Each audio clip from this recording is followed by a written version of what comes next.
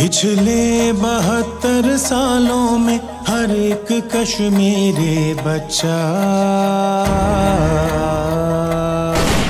एक जेल में पैदा हुआ कहता हुआ, हक जानवरों की दुनिया में हक इंसानों के भूले।